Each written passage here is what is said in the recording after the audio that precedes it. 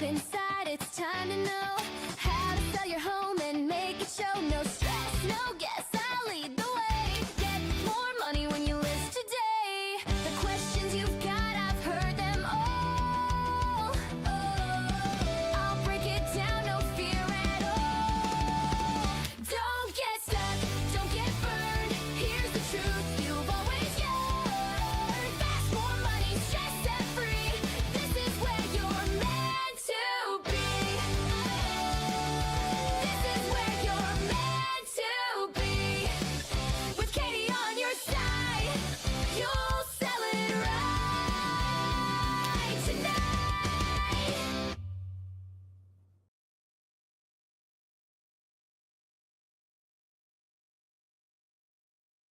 Hey everybody. I I don't know why I love that song so much. I just love it. I don't know. I know it's like so poppy. I know some of you didn't like it, but I liked it. I think it's catchy and I think Lisa likes it too. I It do sounds like like, it. sounds That's like Avril funny. Lavigne. Maybe that's why I like it. I don't know. Yeah. Just sort of, I don't know. It's silly. It's silly. So, hello everybody. Welcome. So excited to have all you here. Hello from Gurnee. We know Gurnee. And Boise, Idaho. Awesome. So glad all of you are here. We're just going to take a minute, let everybody kind of come on in while we get started. And this is how we're going to do it. We've done it pretty successfully, I'd say, for the past couple weeks. It's been Yeah. good. It's been fun. Yeah, it has. I love doing these. Yeah, so for everybody who doesn't know, this is Lisa. Lisa is my daughter, and Lisa helps me with my business in Chicago and helps with all the referrals and everything like that. So Lisa is here today too. Yay. Yeah, all right, because we are going to allow you to ask us anything. And I want you to put your comments into the chat if you have questions. I've got a bunch of stuff from our Facebook group. And we're just going to get into it, right? Yeah, All right. So we've got some good locations. We've got, I where we got know. Kansas City, All Srieger. over. That's awesome. All right. Welcome, everybody. So let's go ahead and get into this. So what I talked about first was the Zillow stuff. I want you just to know I'm putting this up. You can go back to this because we got a lot of free resources, but you can go back to this after the video if you need it. Okay. So talk to you about my seller's playbook and all that Facebook group and everything like that. We're going to talk about Zestimates today a little bit. It's a big question. It's a really big question. So I got this question from somebody who watches my channel. I thought, you know what, that actually should be like its own topic. I've talked about this many times. I did a video about it, I would say probably over a year ago, maybe, but I'm going to talk about it again. So can you explain how Zestimates actually work? I live on a corner where all 4 homes were built by the same builder within 2 years. They're nearly identical, except one is about 600 square feet bigger. But Zillow keeps valuing my home 75,000 to 100,000 less than the one across the street, even though my tax assessment is higher and all 3 neighboring homes have sold recently. Why is my Zestimate lower, and could that hurt me when I go to sell? Zestimates. So I'm going to take that off there. So Zestimates are, for those of you who don't know, Zestimates are the value that Zillow assigns to the home, the value of the home. And the problem with that is that they don't know your home. They don't know the updates in your home. They don't know the specifics, but they do know quite a bit. So I am going to pull up something here real quick. Okay. So this is a house that is in Zillow. I just picked a random house, and I want to show you a couple things that you can figure out from here. So Zillow, okay, this is only when you're not listed. Okay. So when you're listed, this Zestimate should come off if your agent has said they don't want it. So like in Illinois, we choose not to have the automated value on these sites. So on a house that I've listed should not be this, okay? But when you're not listed, this is here. So if you're listed, you don't have this on your site, it doesn't really matter, right? point's kind of moot, but I want to go through this. So I want to show you how this algorithm works. So this is the Zestimate for, since 2016 for the last 10 years. And you can see that in 2016, it was 430,000. Now, you're wondering, why did all of this go up and down over time, right? Like, what is this about? How does Zillow know? Zillow is an algorithm, and so it takes the algorithm of the homes that have sold in your area and the homes that are active in your area. That's the key, because it does take into consideration the homes that are on the market. So when you're looking at this, this home here went down in 2018, it was pretty low, and then it went all the way up to 781 in 2024. Now, that's probably because the market was super, super hot at that time. But now you can sort of see it went, down, okay? And you can see that it was listed in January of 2025. Now, do you see how this went up here? That's because it was listed. So you see it went up. It took that into consideration. So I just want to show you that it was listed for sale in July of 2024 at 725. And then they started reducing it, right? And then they relisted it for 689. So when we look at this July of 2024, it was listed at 725. So, that could have been this right in here. So it was an artificial number, because when they listed, Zillow gave that number some credit and credence. So you can see then they listed it for 689 and it reset, but now they've sold. So, and they sold for 622 right here. So now it's worth even less based upon what else is going on the market. So the first thing I want you to understand is this meant nothing. Right? You can see this meant absolutely nothing.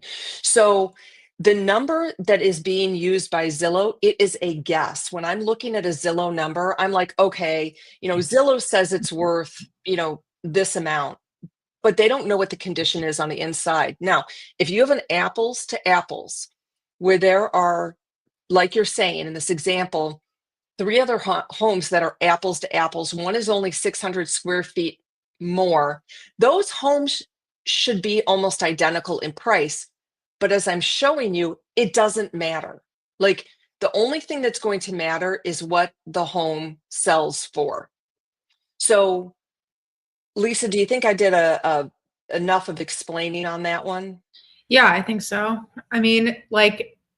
Before I go into a listing appointment, I'll usually look up what Zillow says just to kind of see, especially if the seller has like an expectation because of what they saw on Zillow. But we don't really give, like, as agents, I don't use the Zillow estimate to actually value any home, like whether that's something I'm going to a listing appointment for or like something that my buyer is looking at or whatever. It's not really important to me. Right.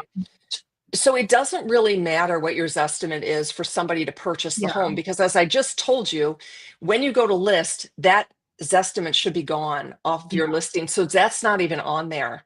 Now, as a homeowner, you can go in and claim your listing. So you can and claim your home. You can do that right now. So you can go into Zillow, you sign in, and it says claim my home, and you can make changes in there. Let's say you're 500 square feet more or less or whatever it is, you can make that change in there. It really means nothing though. Yeah. At all. Like, Zillow is not a number that you need to really worry about. Agreed. Unless it's just like a data point. Okay. Yeah. All right. So do we have any questions about that? Here. Zillow refuses to, at my request, to remove the blur out on my photo. What can I do? I contacted Zillow and Google. So the question is, are you listed?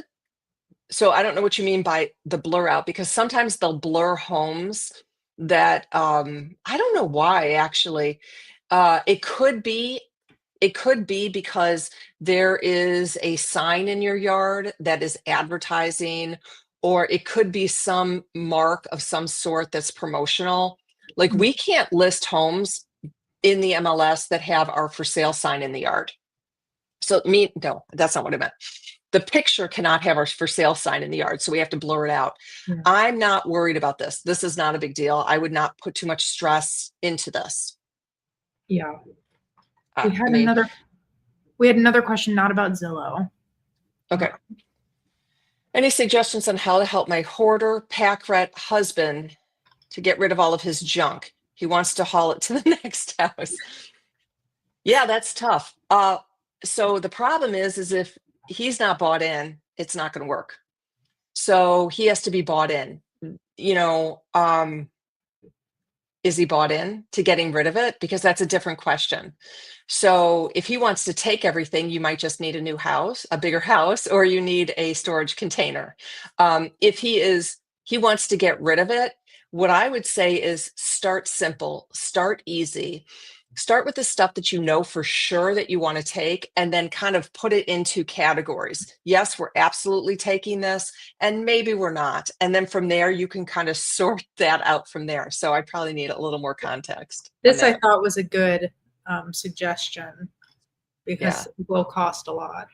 Yeah, just a thought. If you add up the cost of packing and moving all the stuff, just seeing that number may be a big deterrent. That is absolutely true. Yeah. That's a great comment, Nancy. Thank you.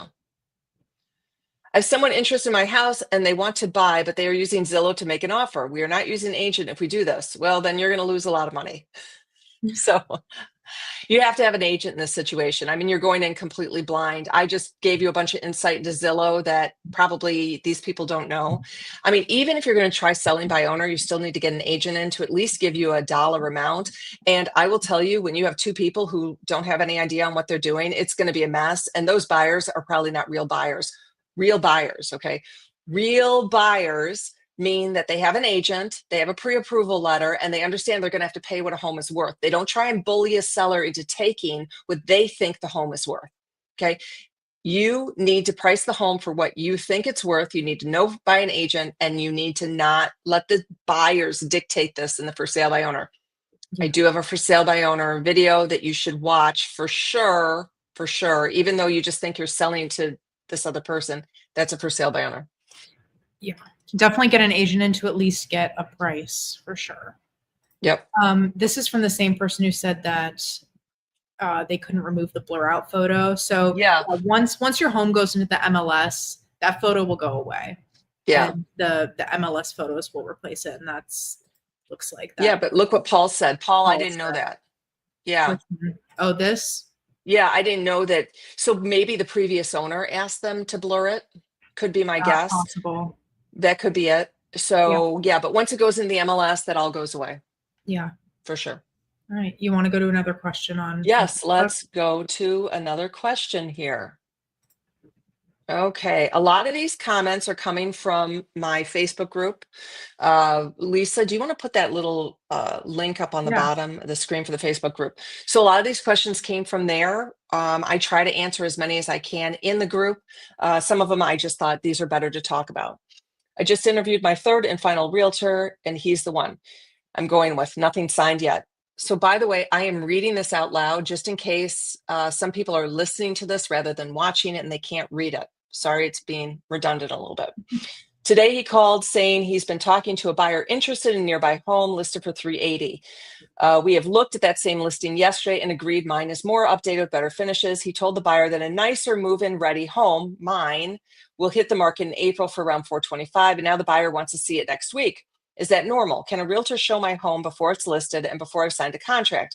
And if this buyer seems fine with $425, does that mean we might be pricing too low? So this is like a lot in this. I mean, there's a lot in here. Yeah. So, and this seller has been very, very proactive in our group as well. So is definitely trying to get as much information as possible. So I don't love the situation because your timeline is your timeline, and your timeline was spring. And so that's your timeline. Your timeline shouldn't be moved up because somebody might buy your house now, because that's going to throw a real wrench into it. Remember, I'm helping people sell their homes for more money, stress-free. And if you have a showing next week and somebody writes you an offer, how much stress is that going to put on you to get that done? To what end? You're also not So gonna be ready for a showing like you would be when you're ready to list in the spring. The house is just not going to be ready, you know. yeah. So this agent is obviously has a real buyer. Okay. This agent has a real buyer who is looking at the home, who would be interested, but you're not ready yet. So it doesn't matter. Like if it's not worth it to you to sell it tomorrow for 425, then don't do it. The other question is when you do this and you put it out there and they write you an offer for your list price, you have to be ready to accept that offer. So are you ready, or are you going to second guess your list price, which I'm already hearing here? So you want to make sure that if you put it out to the market, it's out to the market. If you just accept a single offer, you're not going to know if that's the right price or not. And then you're going to be second guessing it, and then you're going to be kicking yourself. So there are lots of things that go into this, in addition to the fact that that agent would then be a dual agent, which we don't love either. We don't love dual agents. But in this situation, that buyer's agent does really have somebody and may say, I'm only going to represent my buyer. And then in that case, you should get your own representation of somebody else, unless you see there's a real reason to use him as a dual agent, I would Yep. say. For sure. I totally agree. Okay. Okay, I've been laid off 4 times since moving to Texas from New York. I bought my house directly from my landlord during the pandemic for $280. It was fully renovated in 2017, and I got a great 2.8 interest rate. But after being laid off again in 2023, I've only been able to get contract work out of state. I really need to move back to New York or somewhere else and rent. I'd love some advice on selling. I'm hoping to sell in February, pay off my mortgage, and have about $70,000 left over to cover debt from unemployment. It's my first home and my first time selling. What should I be thinking about, and how do I find the right realtor? So, yeah, this is a tough situation, and I really feel for this seller. When I say selling a home is traumatic, I mean it's really traumatic, and it can be very devastating for a lot of people, and very difficult because it's a financial issue. So she's in a financial situation where she has to sell, which even adds a lot more stress to the equation. So this is a very, I would call it, complicated situation, because there's debt to be paid off. In addition, the market is, in most places across the country, is going down. So it's vital, super, super important that you get a trusted agent in who is going to tell you the truth about what your home is worth, because I'm afraid that you might be underwater with all that debt. And then you might have to come to the table with money when you close.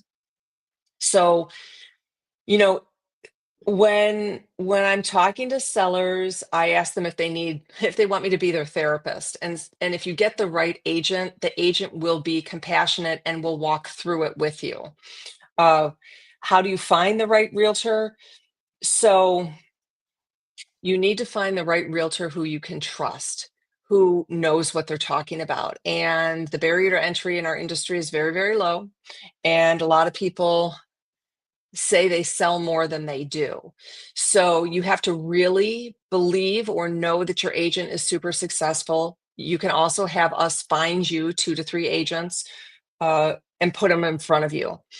And what we're finding when we get a certain seller like you in the situation is, it's me and Mia who are me and Lisa and Mia who are working on finding you agents. And so we know a lot about you. So we're right there with you to talk to you and help you. And this is a tough situation. So whether you use us or you decide you're going to find somebody on your own, that is the first step, because if you're underwater, it could be a really, really big deal. Really Yeah. big deal. Yeah, and you need to talk to your agent about that and tell them exactly what's going on. Just be totally upfront. And don't be afraid of Yeah, an agent. Um, a great agent will tell you the truth, yeah, truly, for sure. and will help because it's not always about that business. It's also about who do you know that if you like this agent, you may refer that agent out. So a lot of agents are willing just to come in and be honest with you. Yeah, If you want to reach out to us more, you can certainly reach out to us, and I can talk to you yeah. offline. This is a When good we one. ask, okay, when we ask you for realtor recommendations, do you send our contact info to the realtors you recommend, or we be the one to make first contact? That was a So good question. yeah, so we usually do make the introduction. We do like an email introduction typically, and we'll give them your information. But if you're not comfortable with that, we've worked with sellers like that before. You can just let us know. There's a space in our form to add any like additional questions or comments. So you can just put that there and we'll reach out to you and talk it through with you. Yeah. We do that. Yeah, it's hard for us to make an introduction if we try and keep your name and address private, because they want to know if it fits their wheelhouse. They want to know if they're the right fit for it or not. Yeah. So, but we can do anything you want. And if there are agents you have talked to, you don't want us to talk to, you put that in the form. If there's Yeah. agents you don't like, you don't want an introduction to, you're interviewing them already, put them in there as well. And we will not Yeah. talk about that. For sure. Can you go over a list of what typically is paid for by the listing agent, photos, marketing, inspection, staging? What is common practice? It depends. Yeah. So, it depends. And it all depends on your agent. So photos, I think, are non-negotiable. I've never seen a top level listing agent require the seller to pay for photos. Uh, print advertising, any type of advertising should not be paid for by the seller either, in my opinion.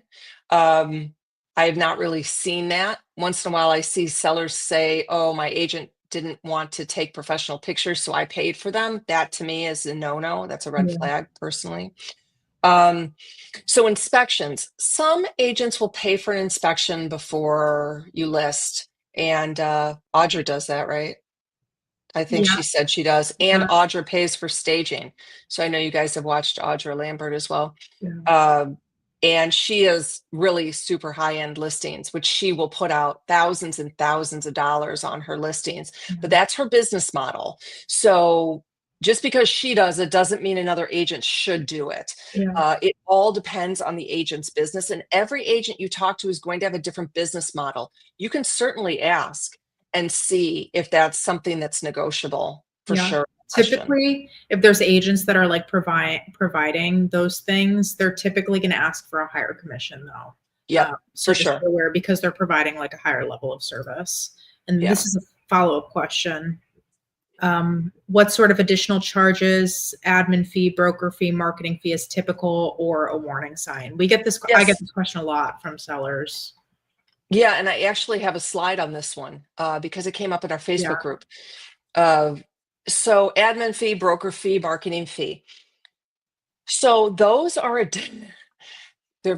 think they're very hard to justify, but I'll tell you what they are. So those are fees that the brokerage puts onto the listing agreement in addition to the percentage.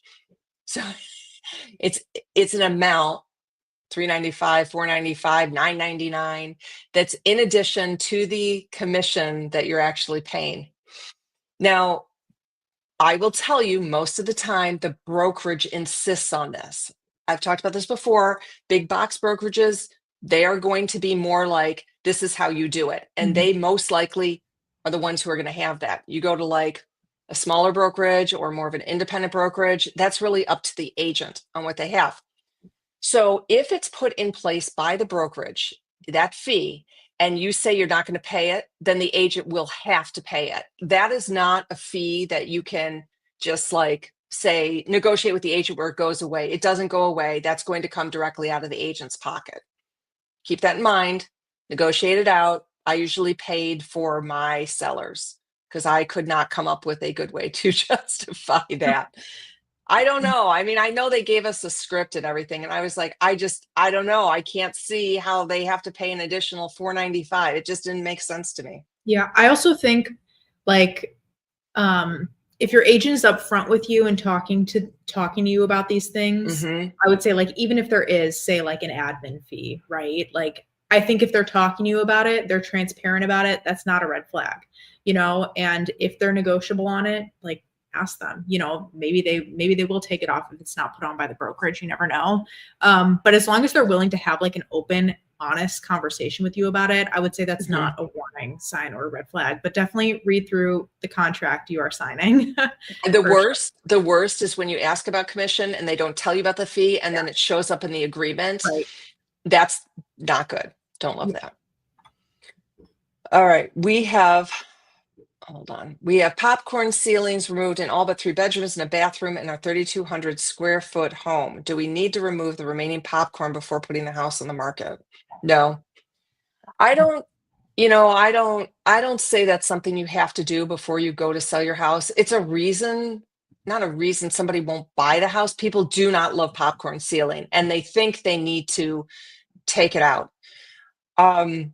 It's expensive, it's dirty, it's messy. If you want to do it for you, you should do it for you, and then you get to sell it without popcorn ceilings. But if you're just going to do this to put it on the market, I don't think so. Yeah. Unless your local agent says you need to.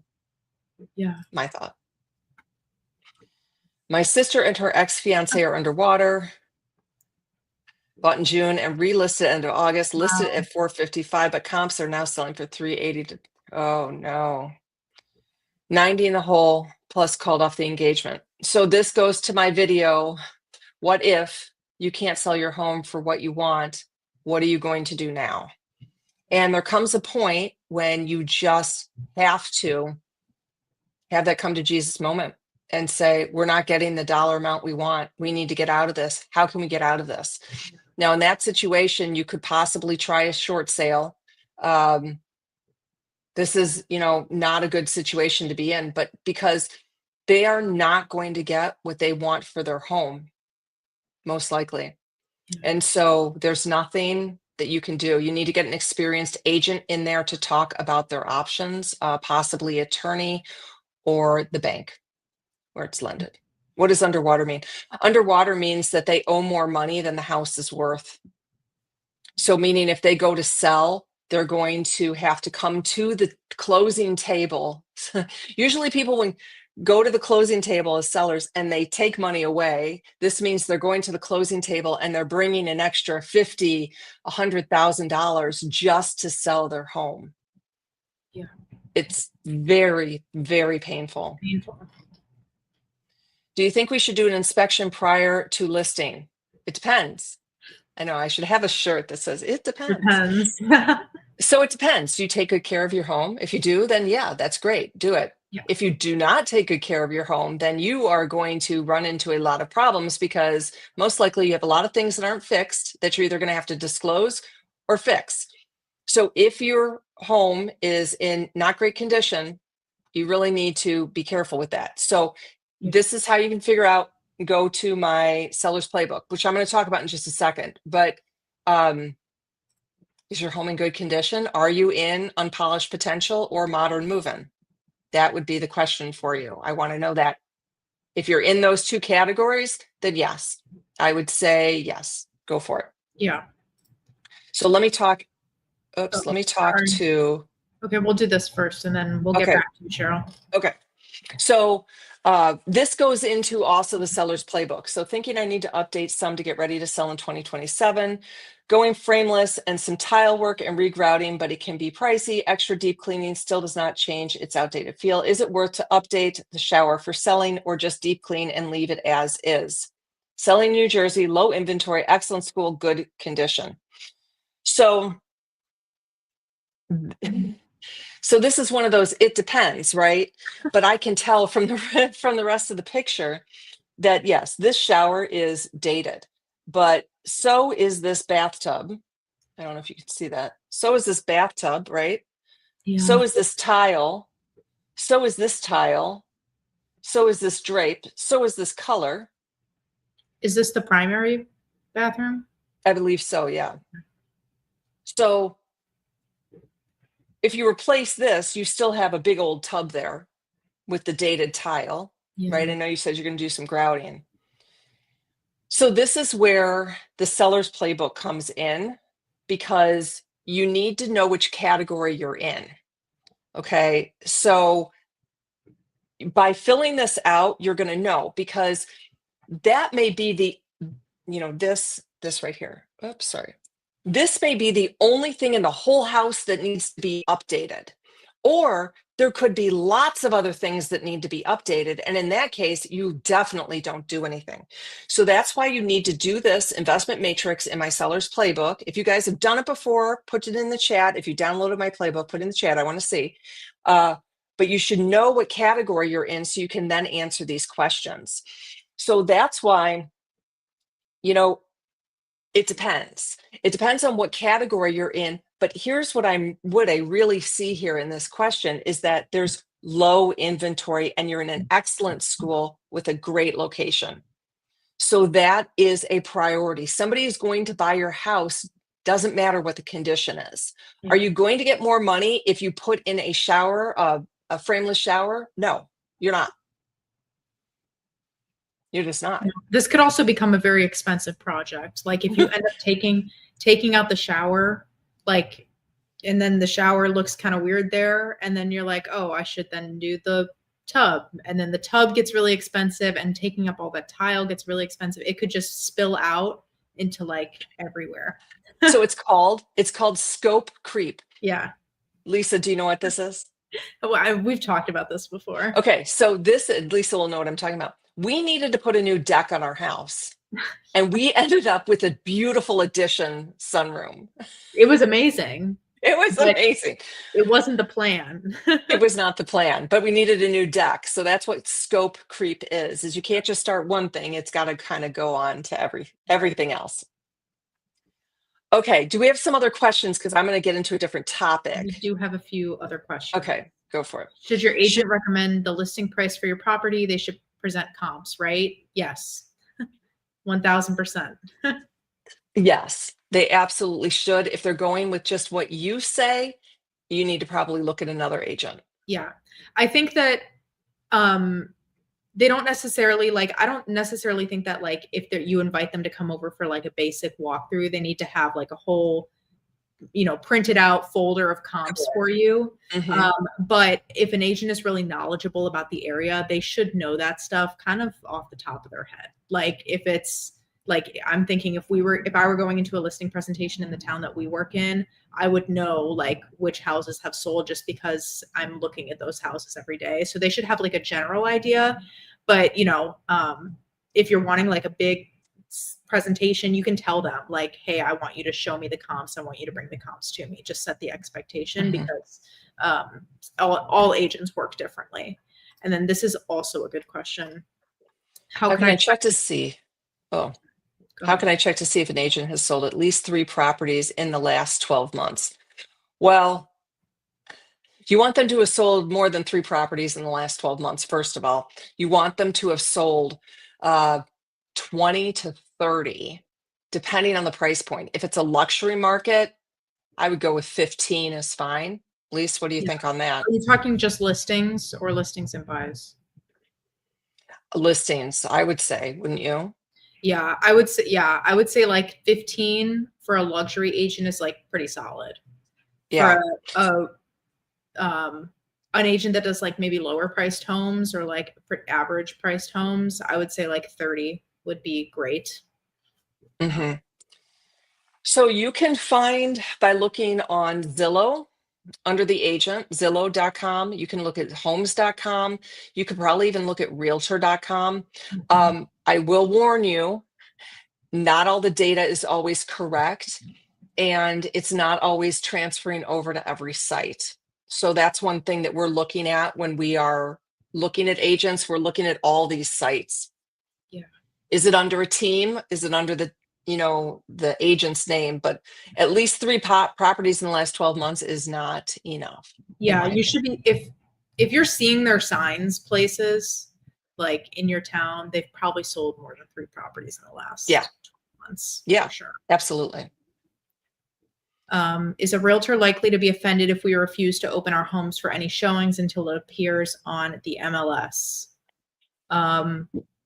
Well, I'm a little confused. I don't know why a realtor would be offended, um, unless your agreement was that you were going to show the home before it went in the MLS. I would say they're not going to be offended, and I also think depending on what market you are in, um, sometimes we don't like to show the home until it goes into the public MLS. We don't Yeah. want to sell it in the private. I mean, some agents, bad agents maybe, might be irritated if you're like saying, you're gonna wait like 6 months or something. Maybe they're just like, I want to get this done now. They don't really care about your timeline or what you want out of the sale. Maybe they'd be like irritated, but no. I mean, it's your house, and if you're not ready, you're not ready. Yeah, So, for sure. Absolutely. stand your ground. All right. Selling in a declining market, on the market 12 days, one price cut 6 days ago due to similar property listing 20 below ours. Other property has had 2 showings. We've had none. Time frame to next price cut. So I would ask you how much you did your price cut for. Your goal at this point is to get under the market. It's not to ride the market down. So a $2,000, a $5,000 price cut usually does not do much, even 10. I'm thinking it needs to be a minimum of 15. I prefer 25 to 50. Like that's how you get under the market. I would rather you do a big cut than little cuts all the way down. For sure. I think it depends on how fast you want to sell. Listen, I've done price cuts. I mean, we did a price cut last week, and then we cut it an additional 25 because she changed her mind. The day after. The day after, she wanted to cut it 25, and then the next day she's like, take it another 25. Yeah. So we did that. All right. We have a detached garage in addition to our attached garage. Do we need to empty the detached garage when we put the house on the market, or just stack boxes in the middle of the detached garage? Yeah, you can do that. As long as your boxes look neat and tidy, not like dumpy and hoardery, definitely you can stack those boxes up, especially if they're in clear containers. Looks organized then. This comment is from the same person that asked if an agent would be offended. So they said it happened to us twice that the realtor showed her buyer clients our house before it got on the MLS. You should say no if you're not comfortable with the agent doing that. Yeah. Yeah, absolutely. I don't understand the situation why she'd be offended. It sounds like she's being more pushy. Yeah. Don't let her push you, I guess I would say. Yeah. If you feel like you're being pushed, it's your house. Yeah. If you're not ready now, Okay. You want to head back to questions? Okay. So it's going to be a little bit different here. So great social media following sometimes means something and sometimes it means nothing. So how are you going to figure out what that means? And I hopefully am going to show you. Okay, I'm going to show you an example of an agent. Now, I think this is okay. I don't like calling agents out, but I think this is okay because she obviously is, I think, an improv comedian as well. Okay, so I just want to show this. Okay. So somebody in my Facebook group posted this and I was like, oh, okay. So I looked, and this 447,000 followers, that is a lot of followers. And I'm like, holy cow, and she's with a real estate company. And then I'm not going to show you all these videos. I'm going to show you one video. I hope you can hear this. Hold on. Can afford this are the same people on the Epstein list. This house looks like it comes with valet. Imagine having to tip just to leave your own house. 6 bedrooms, 6,800 square foot home on 5 acres. You think this guy needs a mistress? Who enough to have 7 bathrooms? It's me. I shit enough to have 7 bathrooms. This house is overcompensating. I feel like the guy who lives here has got to be 5'3". Okay, so we're gonna end it there. Like this was one of her tame videos. Okay, but I did dig deeper, and the reason I'm showing this is because a couple other things. Hold on. Whoops. To film there, but most of the videos I make are from people requesting me to film at their house and make fun of it. And so people will be like, she's just going in this house and talking about the house. I'm like, this lady asked me to come to her house. It's a Okay, so I think that she is an improv agent. Okay, the reason I'm showing this is to show you way, way, way out there. Like, she obviously is not trying to get real estate business, but you can get confused because she has a huge following. And so when you're looking at social media of real estate agents, you need to look very, very clearly and see, are they talking about transactions that they are selling, homes that they are actually selling, or are they doing more, skits and videos and things like that? Lisa, do you have a couple comments about this? Because we do look at a lot of social media of agents. Yeah, we do. And sometimes we come across stuff like this. We would, even though she has a lot of followers, I would never refer her to one of our sellers because that probably wouldn't land well with most of you. I think, and some people that might work for. And that's kind of how I feel about social media. Like, some people are going to love it. Some people just aren't going to love it, and that's kind of how it is. Now there's a lot of agents that are really making a business out of social media where, like her, for example, most of her income probably comes from Instagram, not from selling homes. So Right. she is going to all these houses, but like she said, she's getting people that are asking her to come to their house and make fun of it. Not necessarily houses that she's selling, not necessarily houses that she's looking at, or even like in her neighborhood in the area that she actually works in. So you just have to be very careful about like seeing people like that on social media and being like really impressed, like, wow, because it is impressive that she has that many followers, but really make sure that she is a real agent that is actually selling homes. Absolutely. Absolutely. So I can go into more questions here unless we got a couple more in the chat. Social media, the new open house, sort of. I mean, yeah, kind of. I mean, I will tell you, Instagram and Facebook, I don't think do a lot for the individual homes, but it doesn't hurt. Yeah, agreed. We just lowered the price. Days on market, 130 plus days, debating getting a new agent, although she has done open houses and we've used her 3 times. If we get another agent relist, will days on market go back to 1? No. So, okay. So Heather, was the price that you originally listed at your price or the agent's price? It's important to know because the agent might have given you a lower price and you're like, no, we're going to keep it on at this price. And now the agent's finally gotten you to agree to a lower price.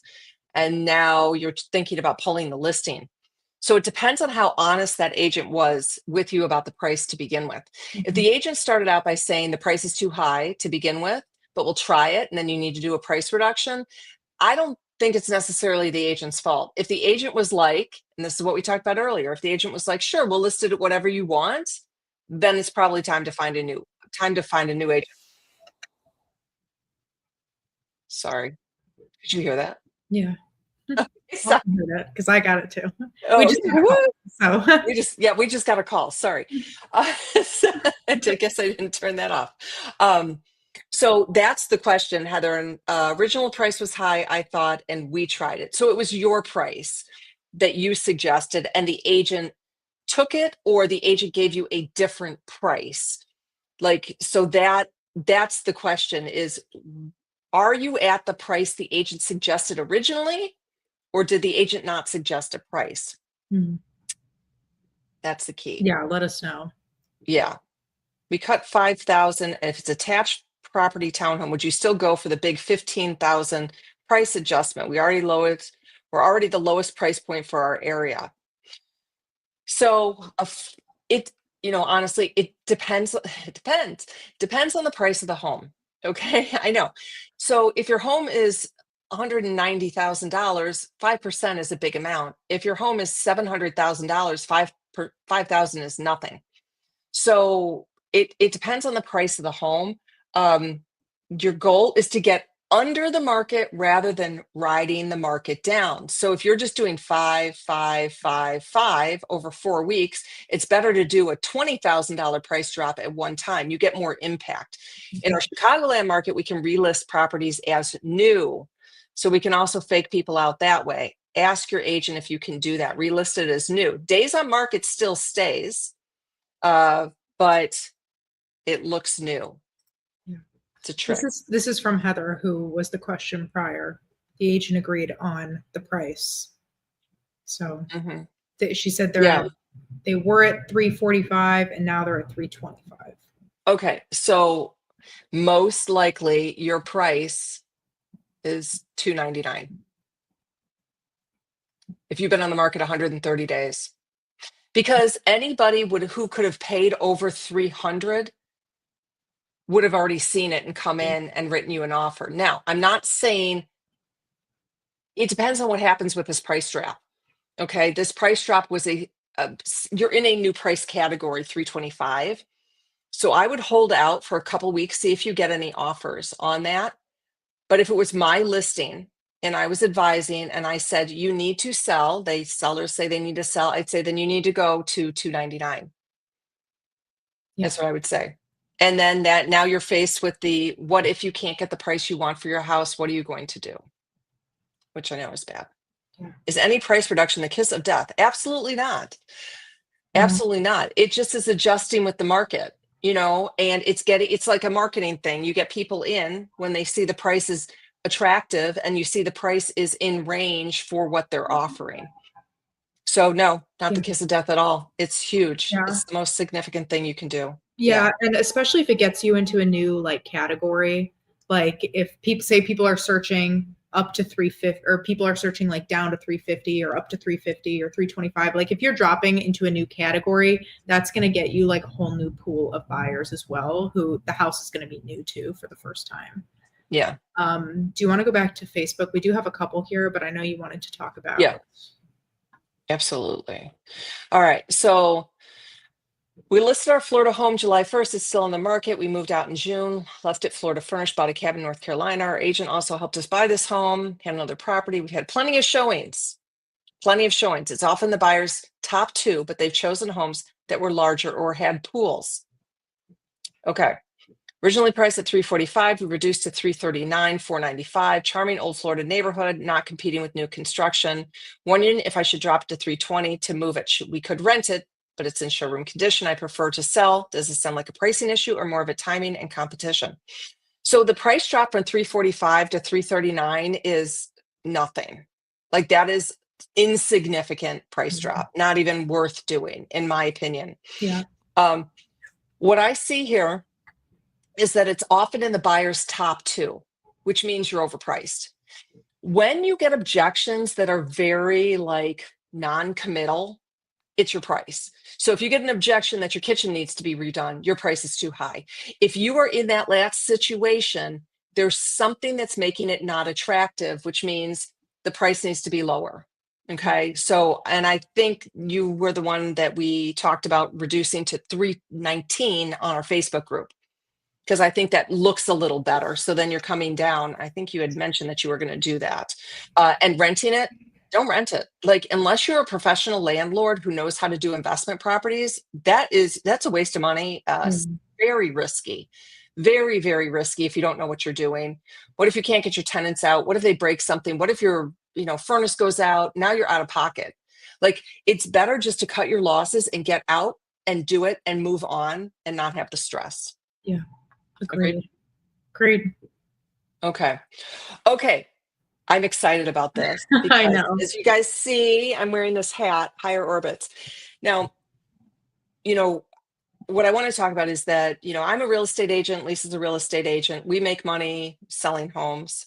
We make money from the referrals, not from you guys, but the agents will pay us a referral fee if you close. Okay. And so a lot of people get this information from us, no charge. They're literally not paying us anything. Our Facebook group, the videos, none of that. So I am asking today that if you are interested, only if you're interested in paying it forward, I'm going to introduce you to an organization that's very, very dear to my heart called HigherOrbitz. HigherOrbitz, as you can see, is a not-for-profit with a mission of promoting science, technology, engineering, and math with leadership, teamwork, and communication through the use of space flight. Now, this is for young people, okay?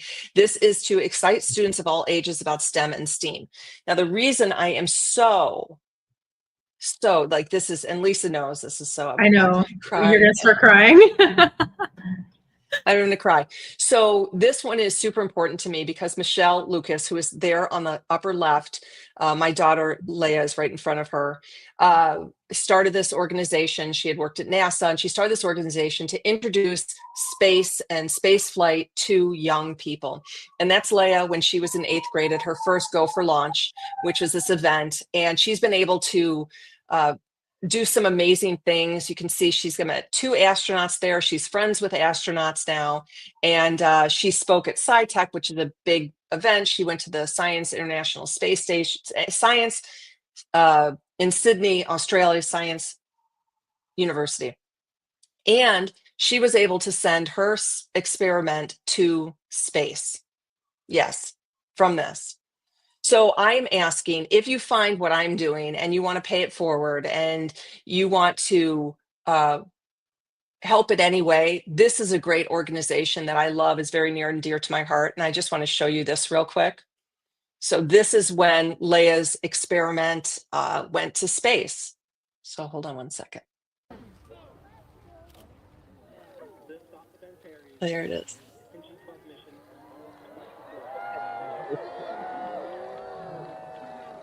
So I know this is personal. I don't talk about a lot of personal stuff here, but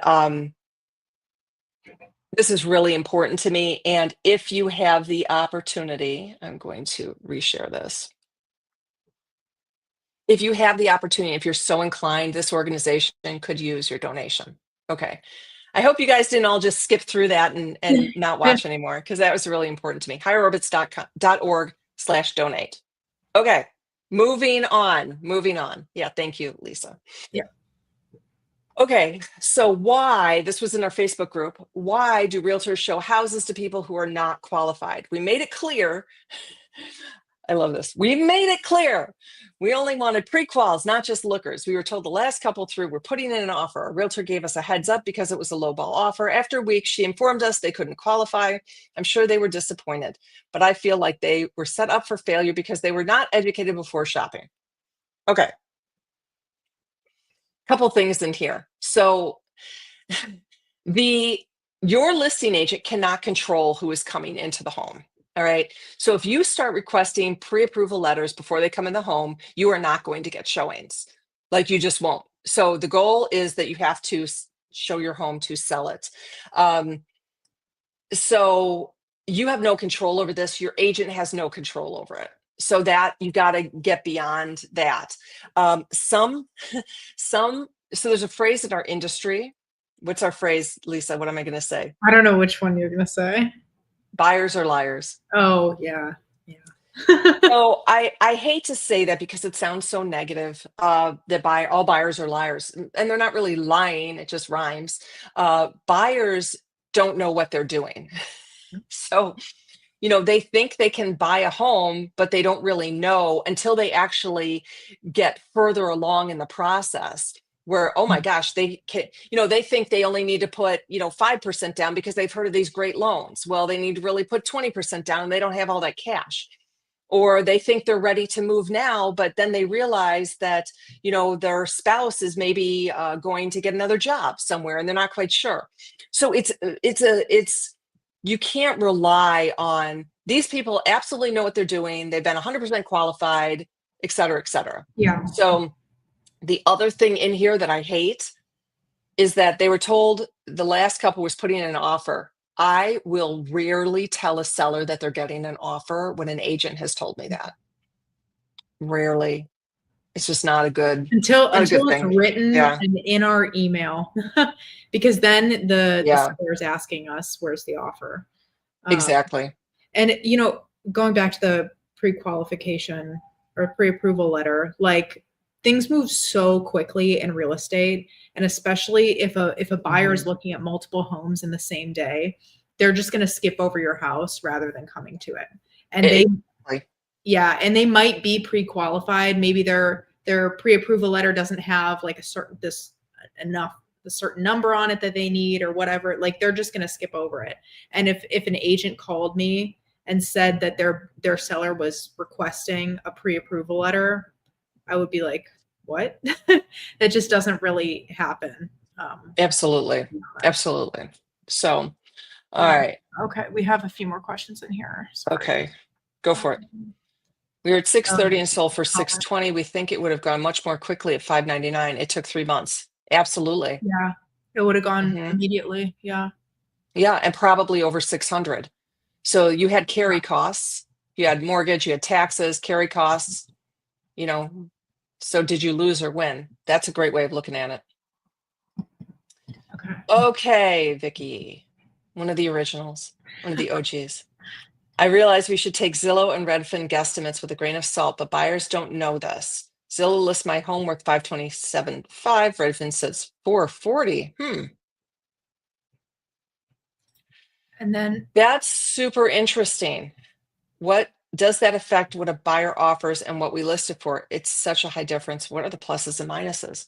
That is actually very shocking that they're different. Redfin is a brokerage, and I know Zillow technically is a brokerage too, but Zillow, I would say Zillow's number is probably closer than Redfin's. We always default to Zillow. Like if we're talking about what a home might be worth, we'll almost always default to Zillow.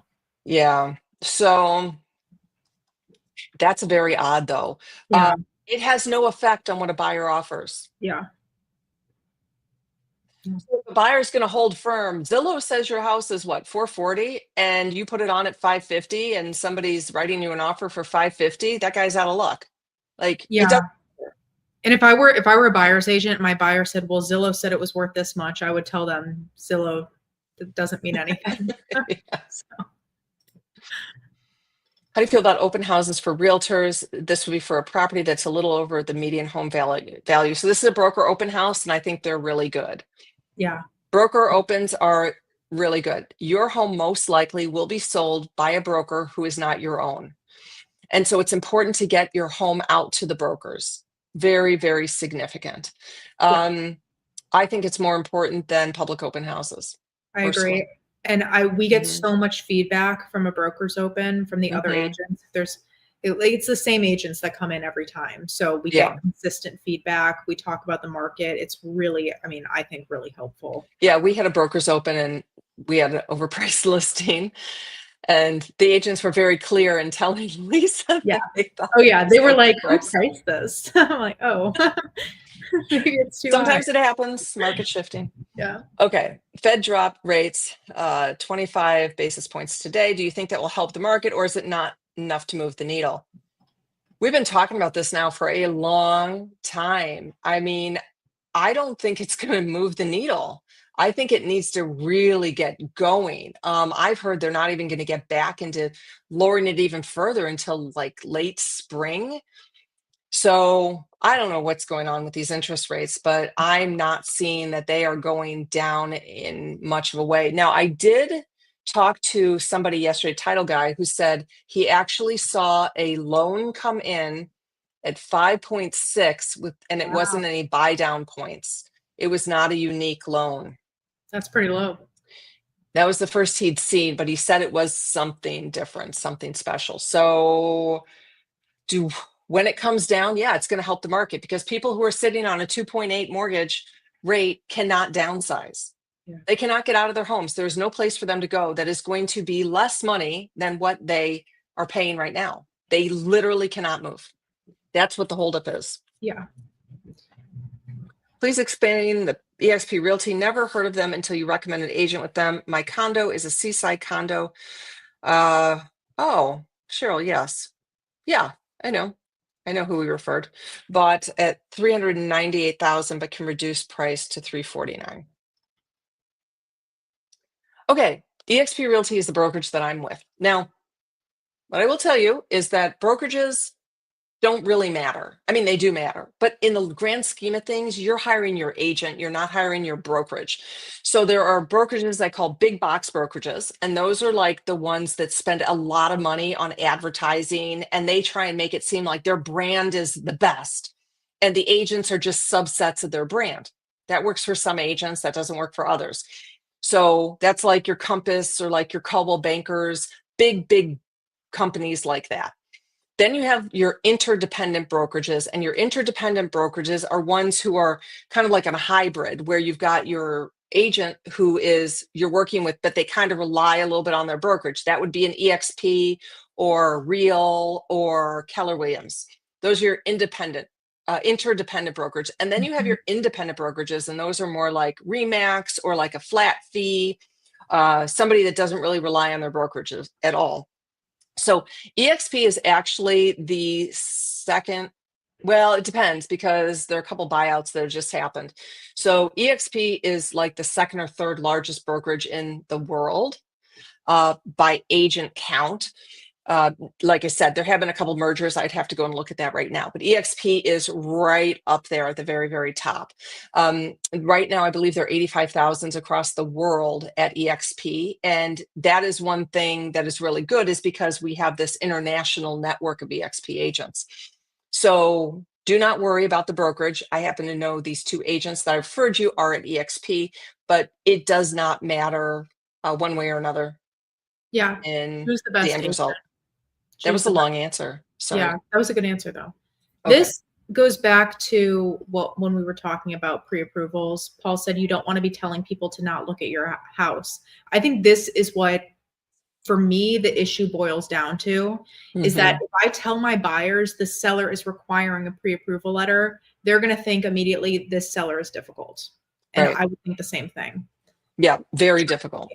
And so that is the reason why we would just pass by that house.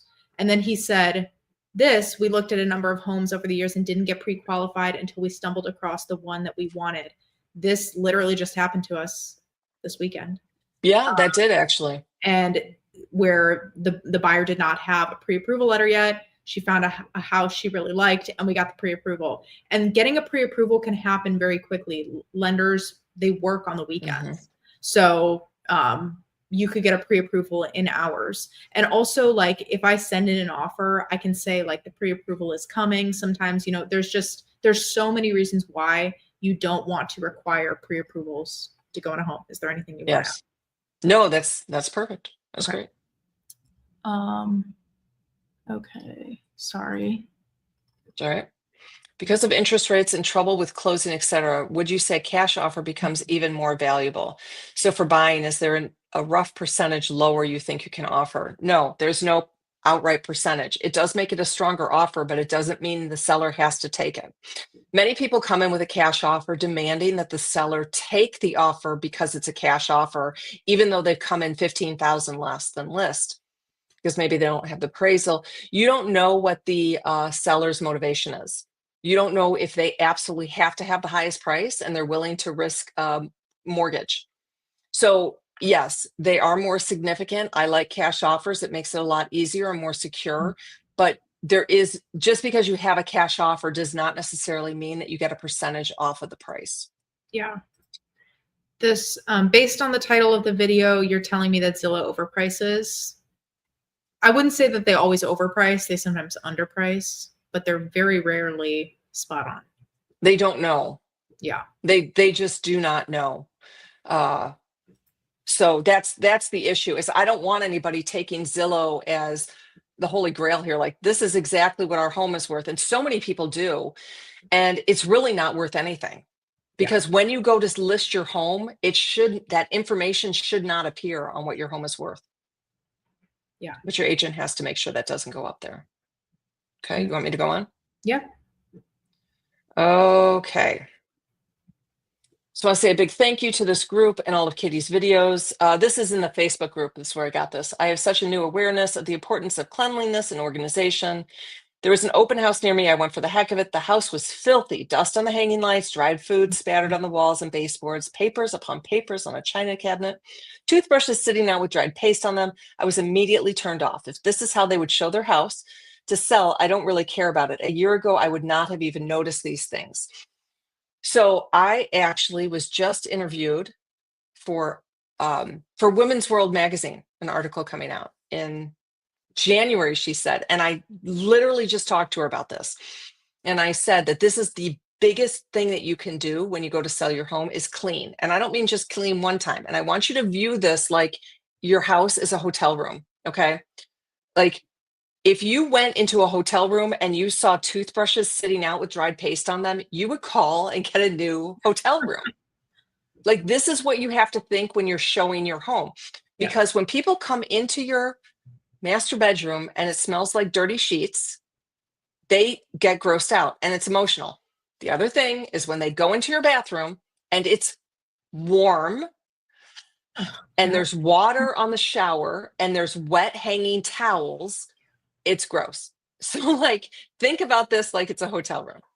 Yeah, like if you were walking into a bathroom that somebody else had just showered in, you would feel uncomfortable. And it's at that point, like it just boils down to the feeling that people get when they walk into the house. Yeah. Okay, I've heard the front entrance sets the tone for the showing. I put this wallpaper up a couple years ago. I still sort of like it, but I'd love honest opinions before we list. So this was great because this person posted in the Facebook group. I had not had a chance to get to this comment, but she got so many comments from other people before I got to it that she actually went and painted it.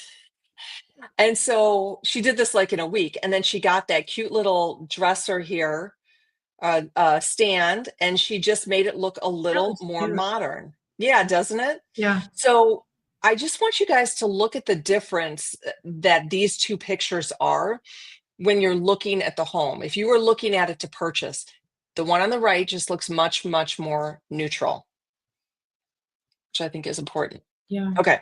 This, I thought somebody else posted in the Facebook group, I thought was interesting. Lise, can you put the Facebook group back up again? Yeah. So somebody posted this and it's I think it was an agent. Best ROI investment housekeeping. What is the best ROI that you're going to get out when you go to sell your home? And I thought this was funny. I thought this was funny because if you add up all these things, new garage door, new front door, stone veneer, kitchen remodel, new siding, window replacement, deck and addition, bathroom remodel, attic insulation, landscaping. So like what's this is saying is actually, so like if you put in $200,000 for all this stuff, for the doors, the garage, the landscaping, all this stuff, you are literally going to get $200,000 more for your house. And that is not true. No. Like that is not true. Like they're kind of saying it's apples to apples. This is why it's so significant to make sure you know what category your home is in and what percentage of money you should put into the house based upon how much your house is worth. Depends on if you're a $2 million home or a $200,000 home. Okay, so and also that you have a good agent advising you, somebody who actually knows what they're doing. Absolutely. How do people buy a home and move out before selling? I'd be worried that my house might not sell. Are there additional costs if you don't sell within a certain time frame? It's very difficult. Yeah. It's very, very difficult to buy and sell at the same time. So I can't really sugarcoat this much. So the way you know you're going to sell your home is you have to price it correctly, which means maybe even underprice it a little bit so you get better offers. Like that example that we just had there is if you go a little bit under the market, you're not going to worry about your home selling. Additional costs if you don't sell within a certain timeline? No, you're just going to have carry costs. Yeah. You know, it's very difficult. And this is where you need a great partner agent to help guide you through this. Yeah. I don't know. Yeah. We just had recently somebody who was buying and selling at the same time. They found a house they liked, and then we went up on the market on their house they were selling pretty much immediately after, and the market shifted like that exact same week that we went up on the market, and it sat for a little while and they had to reduce the price. How much? Yeah. I mean, a lot. And, yeah. it was really stressful for them. So you just have to be aware of the risks, you know, and understand like, okay, if my house does not sell for this price, I'm going to have to reduce the price and be okay. Correct. You just cannot hold out for a price. Yeah, you can't. You know, you can't. You got to work with the market. Yeah. What purpose does delisting your home from November to January do? And anyone can look through the sales history and see that it is not a new listing when it goes back up in January. Is there something I do not know? I don't like this philosophy of delisting a home during the winter. If you need to sell, you need to sell. And I would not take the risk of putting it on in the market next year at the off chance you might make an additional $5,000, $10,000. Also, there's going to be more inventory in the spring. So now you're competing with more inventory. Buyers, there are always buyers looking. There are just not as many looking in the winter. So I do not think you should take the house off the market. I think some inexperienced agents make this suggestion. I personally do not like it. Now, I will tell you, I have talked to a couple agents because we do a lot of those referrals across the country. In Colorado, I did talk to one agent who said they can't sell homes from November to like May. It has something to do with the wet mountainside or something like that. So then I don't know, you know, so. Yeah, it might be different in other areas. Katie was the first realtor among those I watched who knew about the new policy that Zillow put out where they won't list your home if it's previously been advertised elsewhere. So she may be the only one who can answer this. We've had our home on the market for the last 4 months with no sale, despite a price reduction. We've taken it off for the winter. Oh, I didn't even realize that. And we'll relist in late February. In the meantime, our agent will keep our home up on her website, Facebook page, and anywhere else she can advertise it. My question is, if she does that, will Zillow refuse to show it in the spring? So this Zillow policy is, I don't know how it's going to play out because now Zillow is in a lawsuit with Compass and Compass is suing Zillow. I don't know if this is going to stick. However, based on what I've researched, this will not affect the house at all. They can keep it in, you know, they can keep it doing all their stuff. What the issue, I believe, is if they go and put it in as a manual listing in Zillow rather than it feeding from the MLS into Zillow. That's what I read. I would not worry about that. I would probably think more about keeping your home on the market and reducing the price. Yeah. Personally. Yeah, I was going to say, like, she didn't ask, but my advice unsolicited would be like, if your realtor is advertising it, if you're trying to sell the house, just keep it on the market. Like, yeah, because then you kind of get into this like limbo of like, okay, well, I'm not selling the house. You're going through the holidays. And then what if you get a showing request and then you have to get the house ready for a showing? Like, and then you're extending. I mean, she said she started 4 months ago. It's going to relist in February.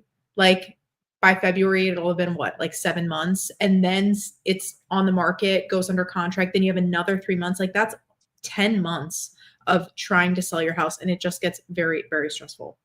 Absolutely. So that's what I would say to that. Okay.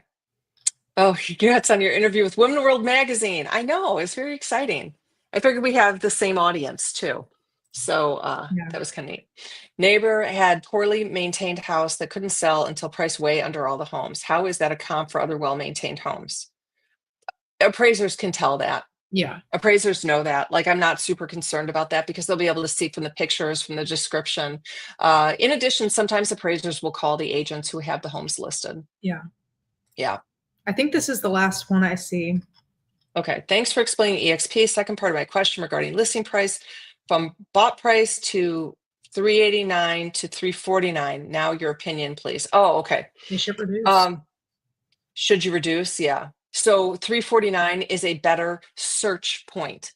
So most likely anybody who can pay up to 389 can pay 350 to 389. You've already hit those people in that market. You need to get it to the people who can only pay up to 350. If you were going to get over 350, you would have already gotten that offer. Assuming your marketing's good, assuming your pictures are good, and it's pushed out to the market. So yeah. Awesome. Okay. I do have a couple more. Okay. I have a couple more, and I just want to put up, if you guys need an agent, you know how to reach us. You can go to, basically you can go to katispaniak.com, KTI Spaniak, or you can text find agent to 847-713-1556. We're very technology savvy. Sometimes. You can also email us if that's better for you. Oh, yeah. I'm going to put our email in the chat. So we Mhm. both monitor that email and respond. So you're talking to one of us. And that text message, that is Yeah, a real yeah. text message that texts to us as well. So, Yeah. and sometimes I'll get on the phone and call someone and they're like, "Is this Katie?" Like, yeah, I need to know about your house. Okay. Just a couple more questions and we will finish up here. Water leak in kitchen again. We're getting new flooring, cabinets, countertops. This is the wrong picture. Sorry. Hold on. Oh, this one. Okay. So I messed up again. We're not perfect. Okay, we're getting ready to list in January. We just spent $22,000 on a new roof, so money's tight. We're debating whether to spend $2,600 to re-cement the driveway or leave it as is and let the new owners decide between cement or pavers. The driveway is clean, decent shape, but up close you can see cracks, divots, wear from age and pressure washing. Most of our neighbors have concrete driveways, though some have pavers and epoxy. Would redoing ours help sell faster and for more money? Is it better to skip it and let the buyers decide? Okay, so what I see in here that's super important right here, money is tight. Okay, money is tight. So here's the picture. Wait, there's the picture. Wrong comment, but there's the picture. So the driveway does look like it's in need of repair. Mhm. You know, I have to say $2,600 doesn't seem like quite a lot of Yeah. money to re-cement the driveway. So I'm not sure what that means and how that's going to look. I was going to say that sounds pretty inexpensive. Like, Yeah, and based on that picture, maybe you want to redo it, but I don't know. I mean, that doesn't sound like much money. The question is, what category is your home? It depends. What category is your home? You have to download that seller's playbook and look and see what category. Because if your home is an unpolished potential or modern move-in, then yeah, I mean, and you probably have the money. If you're in concealable condition or restoration required, doesn't look like it's a complete gut. Mhm. So I don't think that's it. But you probably shouldn't, because most likely that driveway is not going to be a reason somebody is not going to buy the home. Yeah, and especially because they're saying that money's tight. Like, I think that money could be allocated in better ways. Like, I would say Yeah. cleaning is number one. And two, Yeah. like, depending on what state your home is in, maybe like painting or like minor updates, things that are going to make the home look really good. Yeah, Don't spend money that you don't have. absolutely. Okay, we had a showing yesterday and I found my bed totally rumpled. Oh, okay. Oh, This got a lot of comments in the yeah, it Facebook group, did. didn't it? And by the Yeah, way, I a put lot. our email up there if you guys want it, Yeah. team@katiespaniac.com if you need it. And you can just email us if you have a question about anything.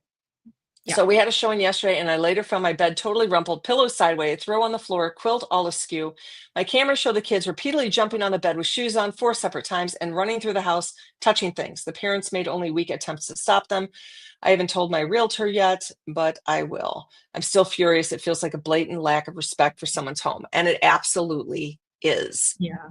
So what I posted in the Facebook group about this is the real issue is that the buyer's agent was not comfortable talking to the buyers about that. The buyers obviously said to the children, stop, but the buyer's agent did not say, okay, we're done.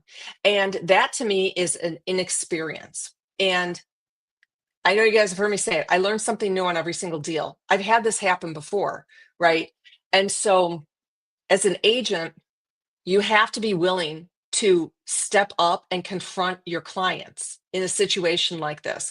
So that agent needs to know that she should have absolutely stopped her client's children from doing that, and at a minimum gone and picked up the pillows and the bedspread. So this listing agent needs to tell the buyer's agent. Sometimes if the buyers leave lights on or something like that, I'm not always telling the buyer's agent. But in this situation, that buyer's agent needs to know that what she did was not appropriate. Like, and there's nothing you can do about it because it was just a really bad situation. I hate to see that. I hate to see that. Yeah, and it can be as an agent, like I've also had this happen as like an accompanied agent, and it can be very uncomfortable. Like Mhm. very, very uncomfortable, especially if there's multiple kids and like the parents And are you're just like, younger. yeah, and right, like I'm usually younger than the people that I'm showing homes to. So like if they're in their like 40s, I'm 24. You know, am I going to tell them how to parent their kids? Like, you know, it can be very uncomfortable, but I mean, at the end of the day, it is somebody else's house. Like, and I do feel like it's my responsibility as an agent accompanying these buyers, like that I need to say something. So Absolutely. I have to put in new carpet. I picked out a neutral color and medium grade patio. My question is, how important is the quality of the carpet I put in? I'm leaning towards low end on the fake it level, but do you think this could turn buyers away? So it's a fake it, take it, make it. Fake the way the house looks, take great pictures and make the money. And you are absolutely right. Just fake it. Put in yep. some cheap carpet. Oh, okay. Wait, hold on. All right. So I think we have finished pretty much these. If we have any other comments, we're going to go through those. We're almost done here. But again, you've got to get my seller's playbook. It is free, been downloaded over 25,000 times, and I'm working on my book. I keep putting that out there. Yay. So no, I keep saying that because I'm working on it. I've written like half of it. So I'm telling all of you, I'm into this, putting into the universe. So I'm telling all of you. So then you're like, Katie, when's It's your going book to coming out? happen. Right. I'm working on my book, which is why I'll keep saying Yeah. it. But you got to get my seller's playbook. The book is based on that. It's going to be called Don't Leave Money on the Table, Sell Your Home for More Money, Stress-Free. But it will be based upon my 5 pillars in my seller's playbook. You got to get that, download that. If you need an agent, happy to help you. A couple different ways. You can go to our website. You got to fill out the form. Okay. So don't just go to the website, then you got to go and you got to fill out the form. But you can put anything you want in there, any email, any information, and we're going to get to you. And then don't forget to join the Facebook group where everybody is kind of on the same journey as you. No agents allowed. I thought the book was coming out in May. Yes, Nancy, look at you. See, keeping me She accountable. knows. Yes, it is. This I thought was funny. Audra says, don't let someone try to test fit their vehicle in the garage. But in a lockbox situation, someone did this to our house. Glad it didn't go badly. If I were if I were a buyer's agent in this situation, I would say no. What Right. would you say? Absolutely not. You know? The only way I would say that is I would say, you know what, why don't we come back for a second showing Yeah. and we can ask the agent if that's okay. I have had that happen before where buyers wanted to test the garage. But I would never do that without permission. Oh my gosh. Yeah. Ever. Or sometimes I'll say like, oh, I'll ask the sellers or I'll ask the seller's agent what kind of cars they have, you know, to like let them know like, hey, I'm still not here, but we can't like, you know, cross that boundary. What kind of top do you have on? What do I have on? I've got, well, this is a coat. Jacket. I don't know where I got this, but I like this shirt. And this is like a white jean jacket. I'm usually not very trendy. So thank you very much for that. No, I'm not trendy. You think I'm trendy? Yeah. Really? Yeah. I do. Interesting. No, I like comfort. I don't think I'm trendy, but tomorrow I'm doing a full photo shoot. Yeah. I am not looking forward to this. I've been putting this off for like years, but I'm doing it tomorrow. I found clothes. I'm dreading every minute of this. I'm excited. I'll share with you guys. I wish I was there. This, I just realized the playbook updated since I last downloaded. Yes. Katie updates it regularly. So yes, it does get updated frequently. So you have to re-download it. It won't automatically update in the download that you already have. Even if it's on Google, like a Google Drive. Yeah. And we're here for you guys. I think, is that about it? That's it. We did it. Yay. Oh, right. Okay. That was an hour and a half. I told Lisa today we were just going to finish. Yeah, look at all the people that stayed. Wow. I know. You guys are so awesome. Wow. Thank you. So we're going to try this every 2 weeks. I'll send out my email. You get on my email list by downloading the playbook. And then I try not to spam you. You can always unsubscribe. But you guys are awesome. Like truly, truly, I love being a part of this community, and I love being able to work with my daughter and change lives, because I think we're changing lives, right? In Yeah. our own little way. Yeah, I Right. love doing these live sessions. This is like my favorite thing we do. It's so fun. Okay, guys. So I am going to say goodbye and run our video on the way out. I love it. All right, guys. Thanks for Bye. watching. Step inside, it's time to know